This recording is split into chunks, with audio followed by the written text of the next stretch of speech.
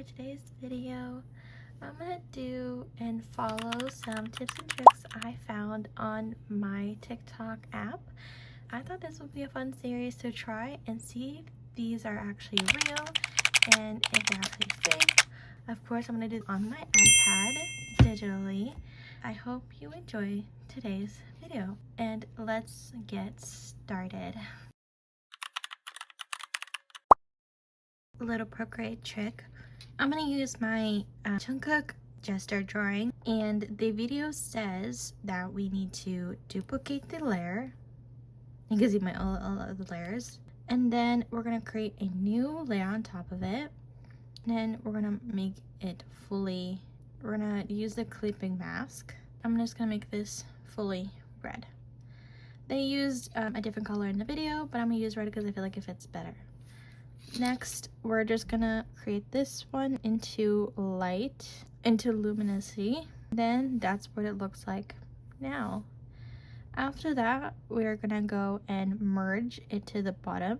We're gonna merge these two layers, and then we're gonna make this to the end, and we're gonna go into hard light. Then you look like this.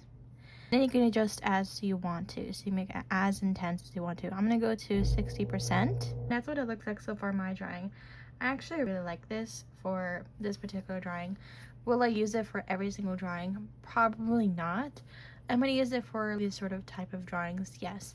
I think it does make a difference, and it does bring warmth into the drawing without you having to manually go back, add a new layer, and then put the opacity down to add more color on top of it and just layer it. I think this is a really easy tip, quick way to adjust the coloring. It saturates it a lot more than it would in an original drawing. I think it looks fantastic as this. So I actually really like this method, so this is definitely approved.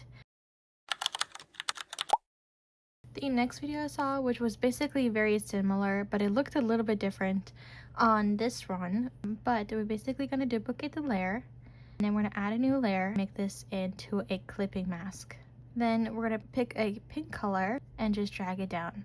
As you can see, this one is already looking a little bit different than the other one. Then we're just going to turn this into the very last one, which is luminosity. And then we're going to merge with this one. I'm going to tap merge. And then we're going to go here into either overlay, they said, or harden. I think harden looks a little bit weird, orangey toned. I don't really want that in my drawing, so I'm gonna go with overlay, which is the other option that they told us to use.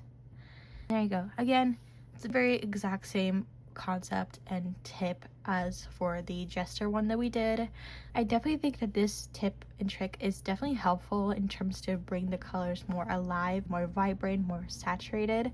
I definitely will use this method moving forward to future drawings without me having to go over and render. It definitely saves some time in terms of coloring. If your coloring is a little off and it's a little pale looking, this is definitely a great tip or method to using it. This trick, we're gonna make our own little balls of basically different skin colors. I'm gonna go here, I'm gonna use default brushes, and oh my gosh, I'm gonna use fully default brushes. I'm gonna slowly create my little gradient of color. Now this is what I usually do, is I go to the round brush and I just basically use this to, so this is what I do. I use the round brush, and then I typically turn my thing into 20 something opacity. I make the size depending on how big the surface is, and I usually turn it to 18% or so, but for this case I'm gonna turn it up to 21, but I don't go up more than 30. And then I just use the circle method. I'm gonna go in circles to really blend it out of my little circle here. Maybe turn the sizing down a little bit. You can see I'm not really having much trouble with blending it that much. As you can see here, maybe I'll go a little higher. I always adjust it as accordingly as I need to, but it's really not that much sort of a thing. But I do have to work a little bit more with it and go back and forth and readjust it if I need to, but it doesn't really take that much to do it. And as you can see, here's my finished part. And now we're gonna go a little bit darker. Now again, I do have to work with it a little bit more, and I do have to just really work into it a lot more. It's not just like there and that's it and I'm done. It's a lot of more back and forth, and I just have to really work with it. It does take more time, and you do have to work with it and be patient with yourself when it comes to blending, but I definitely don't think it's a bad blending method in terms of doing it. But now we're gonna try the video's methods of blending, which is creating your own blending brush. They went onto here into basics. They used the Foster brush, they duplicated it. There's Foster 2. Then they go into the settings. They put the pull percent into 4. They went to here, and then they went into stroke path. And then they made the spacing. Now it's 4. Tap on this. And then they made the spacing into 3. Then they went to their pull in the wet mix to 60%. And then they saved it. Now we're gonna go turn the opacity down. They turned it down to 50%, but we're gonna do 40% for now. We can always readjust it when I'm on there you go. And then we can blend. Now, first thoughts of me blending this is definitely a little bit smoother with the lighter colors. Definitely a lot quicker, a lot smoother with this brush. We'll see how it does with medium tones as well. So now I'm gonna blend the medium toned. It's definitely not doing as well with medium tones. I do have to pick up my brush and then set it down on the tablet, pick it up and set it down just to reset it to that way it blends more seamlessly. But I will say it is more of a smoother blend once you learn how to work with it, I will say. Then we're gonna do it with a little bit darker tone. Yep, my brush freaked out. Oh my gosh. So this is their method, and then obviously my method. So if we zoomed in, you can see that this is definitely a little bit more smoother than this one, even my original one. After the first time I tried it, mine was a little bit more rougher because I was rushing, but this is when you're rushing. So this is my very first attempt at doing this, and I have the screen record from my Procreate app to show you. But the first time I did it, obviously my method, I was rushing it, but if I really took my time with it and went over it again, you can see that this is definitely super easy to blend. It just takes some time to go back and forth, and you really have to take your time with it to blend it. But his method was definitely easier. You can see in my very first attempt when I first did it, but you can still adjust it, you work with it. I will say when the first method, it definitely is a little bit smoother. Let's compare a second time. It's definitely still a little smoother than this one. I will say this does blend a lot smoothly, but is it a concrete thing that I will keep doing? No. Will I rely on it? Not 100% entirely. I do think that it is really good on its own in the way that it is, but I don't think that it's gonna be the best in terms of realistic portraits, at least. Maybe for other purposes you could definitely use this brush or use this method of a brush for sure, but I don't think it's 100% reliable in terms of using it. So for this next one, the video didn't really show what kind of brushes they used for this tutorial, so I played around with it and I looked at every single brush in my brush collection here, and I've decided I'm going to use the Pony Pool tool, and I'm going to use the color purple, and I'm going to use a variety of purples here, and I'm going to make my brush bigger. I'm going to use a variety of purples here to make the sort of ground coloring. And then I'm gonna go here and make a lighter purple. As you can see, I'm re-recording this because I lost all the footage. So the original one is here in the bottom. But then I'm gonna go here and just basically make a bunch of dots. And then we're gonna go a little bit of a lighter purple. So then we're gonna go here and distort. And actually, hold on. Let me go, before we do that, I'm gonna merge all these layers, and then we're gonna go here to the bottom and make sure that this is completely. So now we're gonna merge these two layers, and we're gonna go here, we're gonna go to distort, make this shorter, and this part right here, we're just gonna, and there you go. That's all we did, is just basically pull this out and adjust this to the sizing we want. And then what he did was, or they did, is go a lighter color and make the brush slightly smaller. Done. So there we go. Go this way. And added some highlights here. Basically just random little highlights here, just to add more to the drawing. And that's basically it. I did the same thing, but a different sort of color purple as well. But that's all that he did, is just basically using it this way. You can see with this sort of one, we're gonna do it again here. And I'm just gonna make this bigger. You can see here that this is now the color of the ground. And then we can do whatever foreground we wanna do, which we can do sort of this way. And there we go. We're gonna duplicate this and turn it around. We're gonna use the same style method, merge, oh, and then there we go.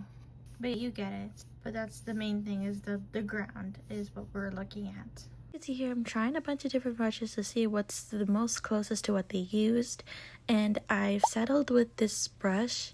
I'm not going to try to pronounce it, but I settled with this brush and I tried to do their method, but then it didn't work and it didn't turn out like water, so I completely scrapped it and made my own entire original drawing as close as possible to make it look like water, because I suck at drawing with water. I did use the exact same brush, but I completely just scrapped it and just smudged it and everything, and then I tried to save it by putting like post and lamp post and stuff like that. And I'm not really happy still, even now, with the way that this drawing turned out, or like this landscape turned out.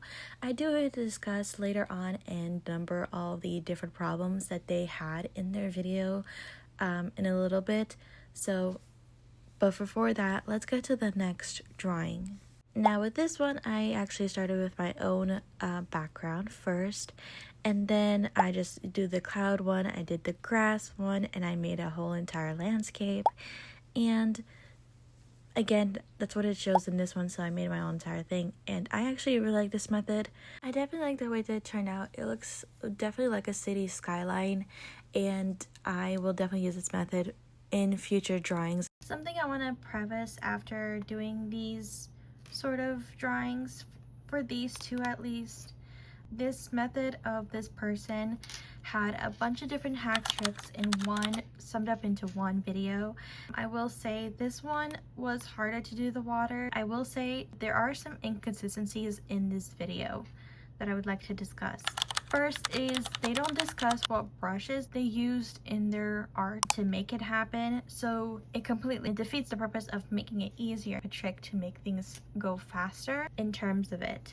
You do have to spend a few hours or so, a while, to figure out what brushes, try them out here. Oh, what, this doesn't work, let's try this one. This doesn't, let's try this one. So you have to constantly go back and forth, try to see something that's as close as possible to that. So we don't know if they're using default brushes or if they bought some sort of brushes. That's the only thing that I would say about this. The second thing is that they definitely only use that after they use that tip and trick after they completed a whole entire piece of illustration of a scenery. They needed to add some more details on top of it. I feel like this sort of tips and tricks only work for after you completed a good amount of a drawing and you need to add a little bit more something. You don't want to spend too much time on doing the ground or the sort of sky thing. I will say this one was the easiest one to do. It's definitely not an exact replica because they definitely did something before this that they did not show in order to make it look like an actual city. But I think the visualizer of it is, you can tell the idea of that it's a city, but there's definitely something that they are not telling or saying in the video in order to make it look identical, because people are going to be expecting to do the exact same thing word for word and then end up with the exact same results, and they don't. So especially for the water one, I had so much struggle with this one in particularly, because again, I couldn't find the exact brush that they used.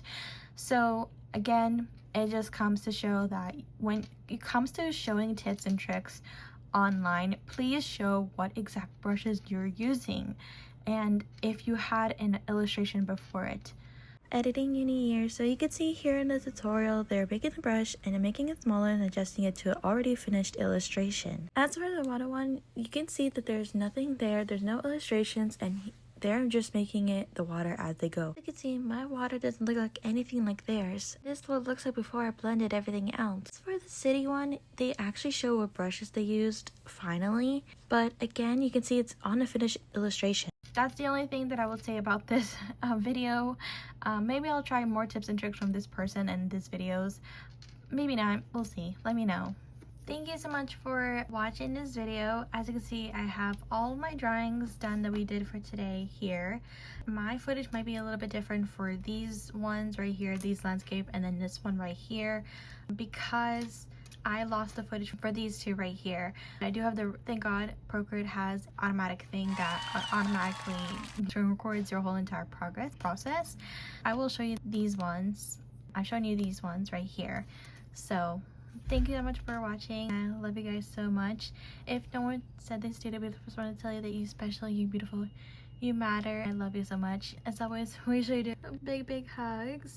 Of course, if you have not been a part of my streams lately or you have been missing out, feel free to go on TikTok and watch my streams. I do stream every weekend, Friday, Saturday, and Sunday from 12 p.m. to 4 p.m. Pacific Standard Time.